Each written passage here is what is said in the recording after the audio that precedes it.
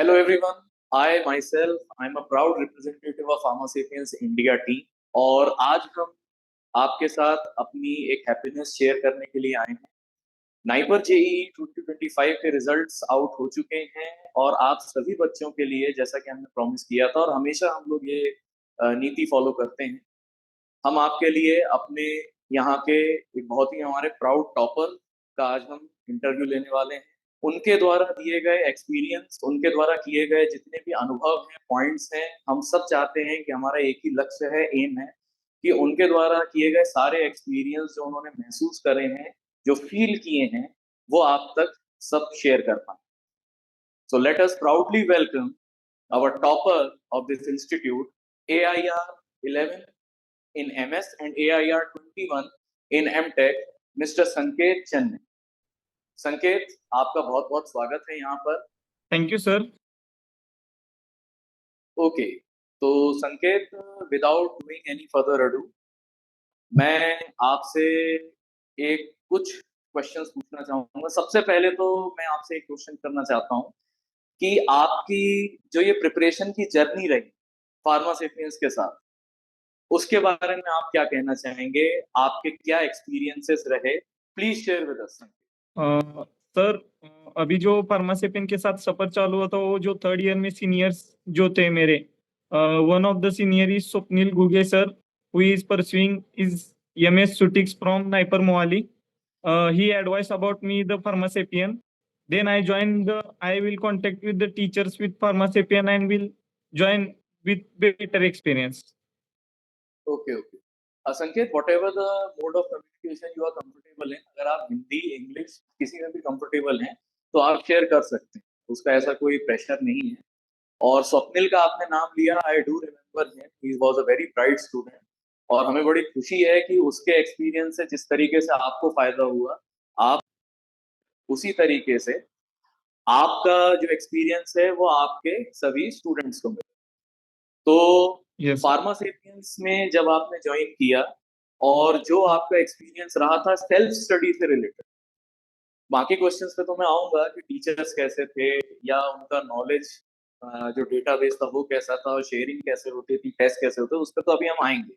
मैं सबसे पहले फॉरमोस्ट एक बहुत इंपॉर्टेंट क्वेश्चन आपसे करना चाहता हूँ संकेत, जो कि हर बच्चा irrespective of his field, his और हर फील्ड, वो फार्मेसी का हो या किसी भी स्ट्रीम का हो, अगर स्पेशली फार्मेसी का बच्चा होता है तो वो जब सेल्फ स्टडी करने बैठता है तो उसके सामने क्या क्या चैलेंजेस आते हैं और उन्हें किन चीजों का ध्यान रखना चाहिए, स्पेशली अगर वो ऐसे एग्जाम की तैयारी कर रहा है जिसमें उसको मिनिमम 1 से 2 ईयर का टाइम लगेगा। क्योंकि देखिए, आप हम बहुत अच्छे से जानते हैं कि अगर सेमेस्टर एग्जाम होता है या कल ही एग्जाम है या 2-3 दिन के अंदर एग्जाम है, तो उसमें जो प्रिपरेशन के लिए मेंटेलिटी चाहिए उसमें उतनी एनर्जी कंज्यूम नहीं होती है जितनी कि एक जीपैट या नाइपर जेईई जितने बड़े एग्जामिनेशन के लिए टाइम कंज्यूमिंग और एनर्जी और आपका एक तरीके से देखा जाए तो हार्ट की टेस्टिंग होती है। तो आपकी सेल्फ स्टडी से रिलेटेड आप हमको कुछ एक्सपीरियंस बताएं।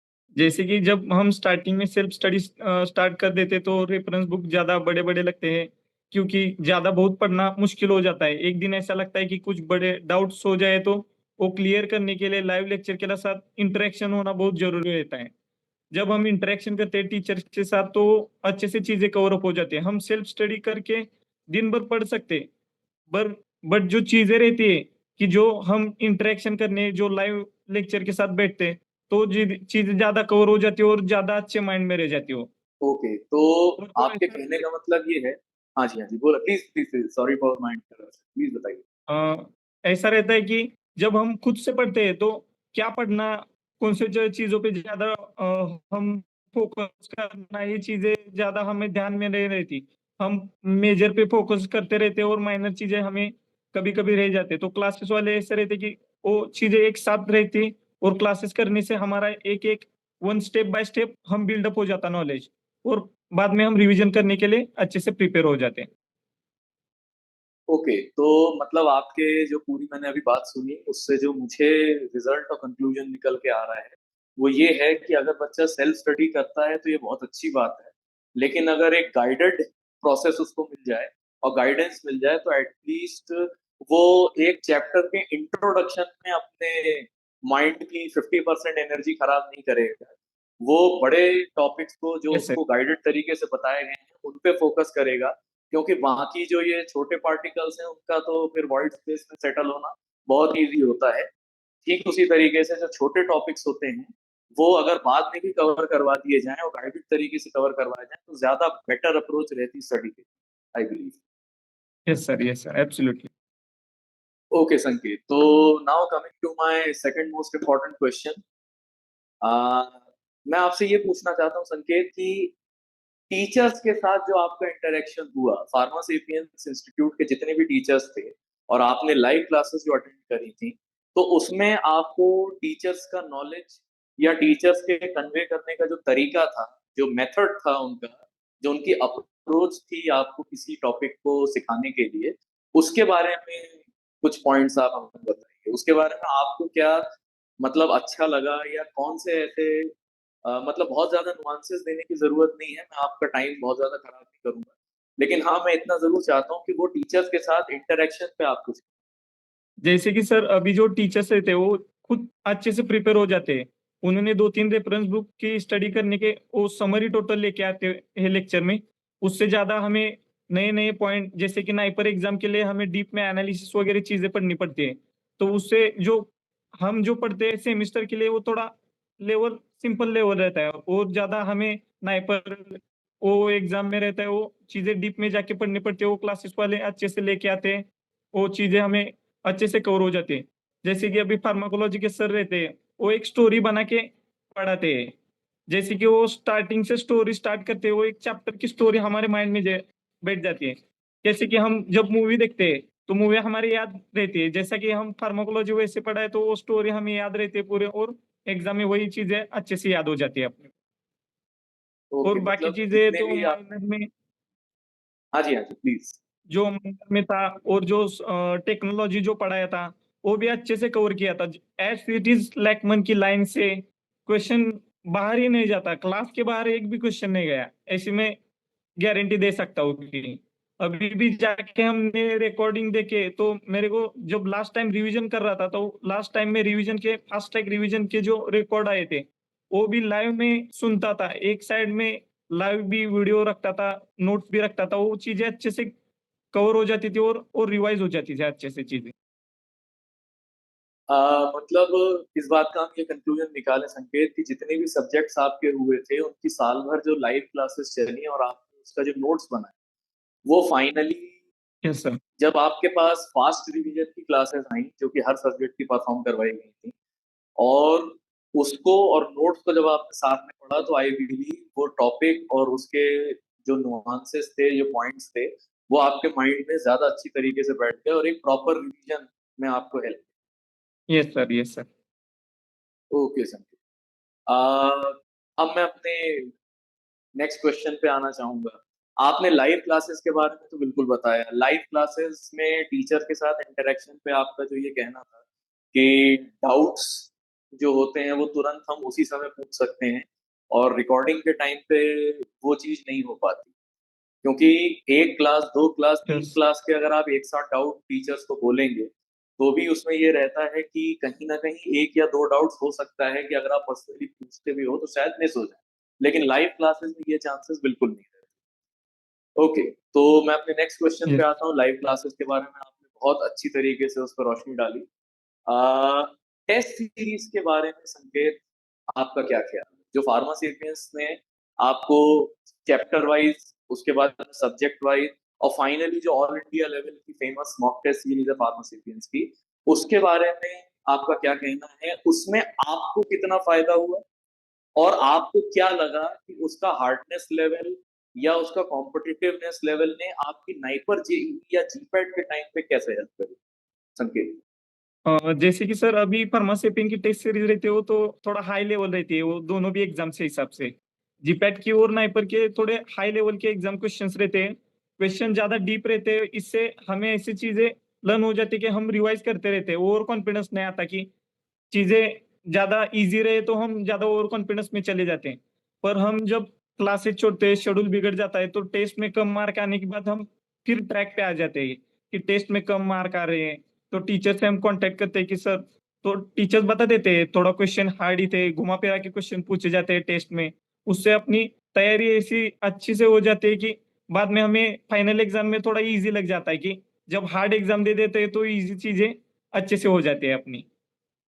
मतलब आप ये कह रहे हैं कि जब नेट प्रैक्टिस में अगर आप थोड़ा सा डेंजरस सिचुएशंस का सामना करते हैं, फेस करते हैं, तो आपके लिए जब परफॉर्मेंस का टाइम आता है मेन मैचेस में, तो उस टाइम पे शायद आपको थोड़ी सी हेल्प हो जाती यस है। Yes sir. संकेत, मैं यहाँ पर एक चीज और थोड़ा सा मैं उस पर स्ट्रेस करना चाहता हूँ।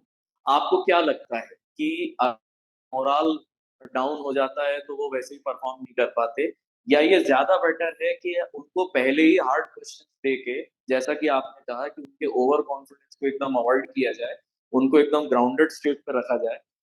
तो इन दोनों अप्रोचेस में से आपको बेटर अप्रोच कौन सी लगती है, कि बच्चों को अननेसेसरीली थोड़ा सा फेलिसिटेट किया जाए कि भाई आप इजी क्वेश्चन दीजिए ताकि उनका जो मोराल है वो बेस्ट रहे, या हार्ड क्वेश्चन देके उनको ग्राउंडेड लेवल पे रखा जाए जिससे वो फाइनल एग्जाम में कोई गलती करने से बचे? आपका क्या थॉट है? यस सर, एब्सोल्युटली टेस्ट थोड़े हार्ड ही होने चाहिए, क्योंकि जब क्वेश्चन हार्ड आते हैं तो कंसेप्ट डीप में रहते हैं, जब इजी आते हैं तो हम ऊपर ऊपर की चीजें से अच्छे से कर लेते हैं। जब हार्ड रहते हैं तो हमारे टेस्ट में मार्क एक मीडियम लेवल आते हैं तो हम ज्यादा फोकस करते हैं कि हम रिवीजन बढ़ाते हैं, अपने ऊपर ज्यादा फोकस करते हैं, क्योंकि कैसा रहता है ये एग्जाम में जो रेफरेंस बुक रहते हैं उससे फोकस करना जरूर रहता है। जब हम ऊपर ऊपर की चीजें पढ़ते हैं तो अंदर की चीजें रैंक लाने के लिए हम डीप में पढ़ना बहुत जरूरी रहता है, बुक्स रीड करने पड़ते हैं, जो क्लास के नोट्स अच्छे से रिवाइज करने पड़ते हैं। तो उसके लिए जब हम घुमा फिरा के क्वेश्चन पूछे जाते हैं टेस्ट में, तब हमारे एक बार गलती हो गई तो जो गलती पहले ही हम कर दी होती है वो बाद में हम अवॉइड करते हैं फाइनल एग्जाम में जाके। ऐसा था कि मेरा एक्सपीरियंस ऐसा था कि जो फार्मासेपियन के मैं टेस्ट देता था और जो बाकी के भी टेस्ट में कंपेयर करता था तो ये टेस्ट में थोड़ा बहुत कम हो जाता था। मेरे को ऐसा लगता था कि हम थोड़ा कुछ तो कम पढ़ रहे हैं इस चीज में। तो मैं ज्यादा फोकस करता था और चीजें ग्रिप अप करते जाता था और टीचर से कांटेक्ट करता था, तो टीचर्स बोलते थे हे अच्छे करते रहो, हो जाएगा तुम्हारा अच्छे से। चलिए संकेत, thank you so much for your time. मुझे बहुत अच्छा लगा कि आई होप आपने जो जो मैसेजेस दिए हैं वो आपके जूनियर्स तक पहुंचे। आपके एक्सपीरियंस से आपके जूनियर्स और आपके जो बैचमेट्स हैं वो कुछ सीखें। Thank you so much for your time, and I hope कि आप अपने फ्यूचर में इसी तरीके से आगे बढ़ते हैं। कुछ अगर आप अपनी तरफ से लास्ट में ऐड करना चाहते हैं तो बताइए। लास्ट में एक ही चीज कहूंगा सर, जो एग्जाम रहते हैं इसलिए एग्जाम में कोई शॉर्टकट नहीं होता, एक दो महीने में प्रिपरेशन नहीं हो जाती, इसके लिए थोड़ा टाइम लगता है आपको। एक साल से एक दो महीने में हो सकता है, उसके लिए आपको ज्यादा फोकस करना पड़ेगा, पर इसके लिए एक दो साल से मेहनत करनी पड़ती है। इसके लिए आप ऐसा करेंगे कि टाइम टाइम अपना बचाने के लिए रिकॉर्ड लेक्चर देखेंगे, वो चीजें नहीं हो जाती, क्योंकि हम जब 2x के स्पीड से लेक्चर देखते हैं तो कुछ कुछ चीजें ऐसे रहती है कि हमारे छूट जाती है और हमारा फोकस टोटल अटेंशन नहीं रहता। जब हम ऑनलाइन लेक्चर लाइव लेक्चर में जो रहते हैं तो जो लाइव लेक्चर में हम चीजें देखते हैं तो हमारी वो स्टोरी याद रहती है और फाइनल चीजें में जाके वो जो साल भर जो पढ़ाई करी रहती है वो चीजें बाद में ग्रास्प हो जाती है और एग्जाम में रहते हैं। और फाइनल में ये कहूंगा कि जय घोष में जो फार्मासेपियन का भी प्रोग्राम रहूंगा, ये मीटअप करेंगे, उसमें चीजें बहुत डिस्कस करेंगे। Thank you Pharmasapien okay and team okay. Pharmasapien. Okay, तो जय घोष 2025 में we also look forward to having you. आपसे इंटरेक्शन करने में बहुत मजा आएगा। लास्ट लास्ट में जूनियर्स के लिए अगर आप कुछ बोलना चाहते हो तो मंच खुला है। अपने पॉइंट्स को, थॉट्स को समराइज में आप बता सकते हैं। जूनियर्स को लाइव यही क्लासेस का। कहूंगा कि एब्सोल्युटली सर, लाइव क्लासेस बहुत अच्छे चीजें, जब रिकॉर्डिंग देखते तो चीजें अच्छे से ग्रास्प नहीं होती, जब हम लाइव क्लासेस में बैठते तो एज इट इज हमारे माइंड में वो स्टोरी बिल्डअप हो जाती है। वो चीजें फाइनल टाइम में हमें अभी नहीं समझ में आएगा, हम टाइम बचाने के लिए जब रिकॉर्डिंग देखेंगे। पर लाइव क्लासेस का उतना अच्छा इंपॉर्टेंस है, लाइव क्लासेस भी जरूरी है, वो ज्यादा फाइनल एग्जाम में काम आते हैं। वो जो 2-3 घंटे में पेपर रहता है उसमें चीजें अच्छे से लाइव क्लासेस में बहुत ज्यादा याद में आती है और अच्छा रिजल्ट आएगा। Okay Sanket, thank you so much. We wish you all a very best of luck for your bright future. and we will look soon to meet you with in Jayaghosh 2025. Thank you so much for your time, and thank you so much for sharing your experience with each and every one of us.